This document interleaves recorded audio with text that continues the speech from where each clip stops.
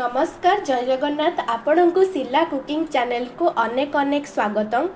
आज आम बनइबा आलू पोटल रसा पुणी बिना पियाज रसुण। एटा बहुत टेस्टी लगे खाइबापी। आपण कौन सी ओषा बार तैयारी करें। आपण जदि चैनल नुआ अच्छा सब्सक्राइब करेंगे प्लीज आ लाइक करेंगे। चलतु एवं आमर रेसिपी को आरंभ करवा। गैस ऑन कर गोटे पैन को बसईदबा। सेथरे किछि तेल दबा।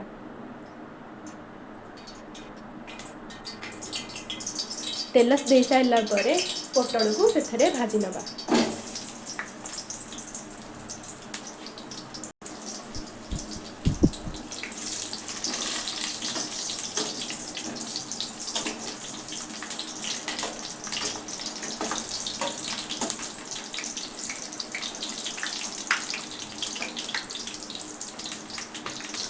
पोटल को सही पर्यंत भाजबे जो पर्यंत पोटलटी ब्राउन न होइछि।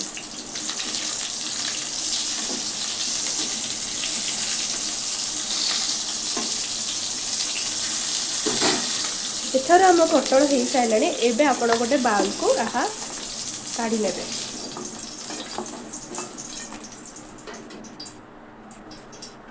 एवं आम से पैन में किसी सीजा आलू देबा।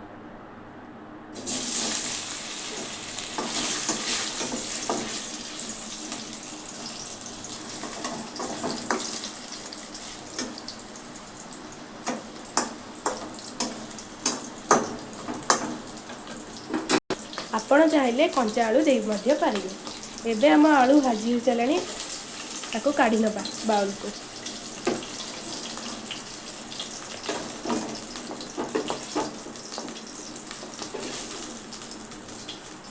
से कड़े किसी काजू नहीं जिबा। आउ किछि नड़िया खंड आउ किछि अदा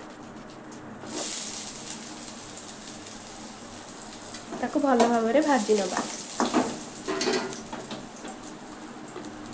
किछि टमाटो दे ताको भाजी नबा।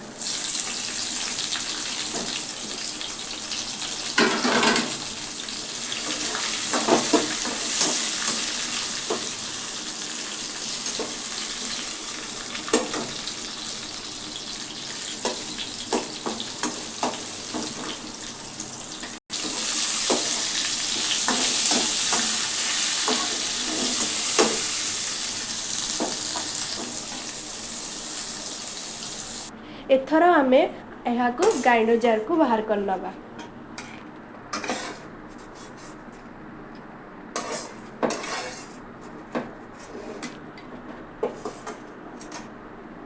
से पैन में किछि तेल देबा। जीरा देबा।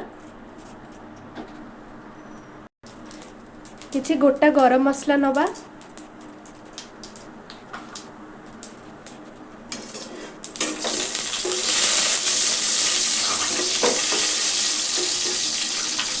किछि कटा कंचा लगा नेबा।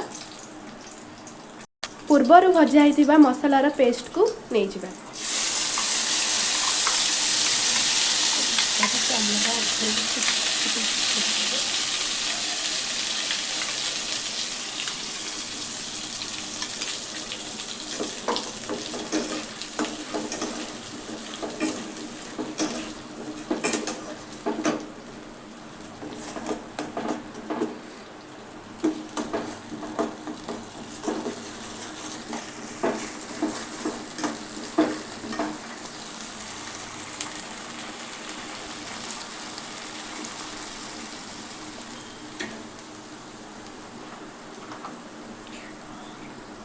किछि हळदी गुंड किछि लंका गुंड आ किछि काश्मीरी चिली पकेबा कलर पाई।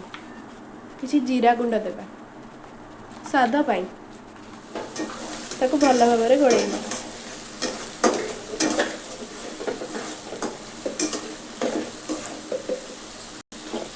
स्वाद अनुसार किछि लूण देबा।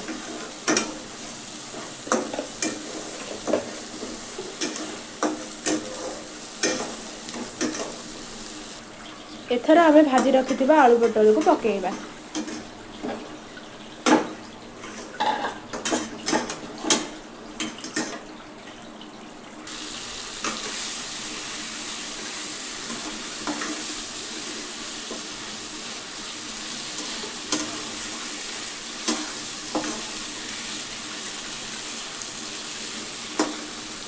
याकू भल भाव कषिदेवा।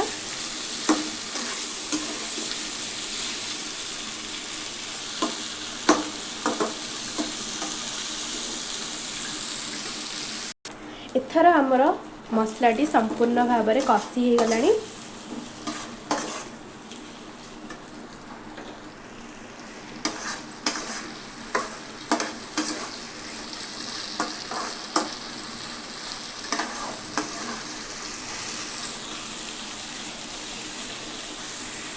सेथरे हाफ ग्लास हब पानी देवा।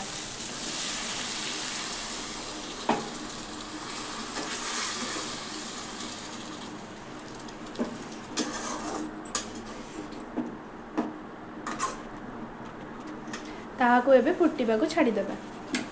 एथर हमर रेडी हो गला आलू पोटल रसा। एबे हमें किछि गरम मसला देबा और गैस टी को ऑफ कर देबा।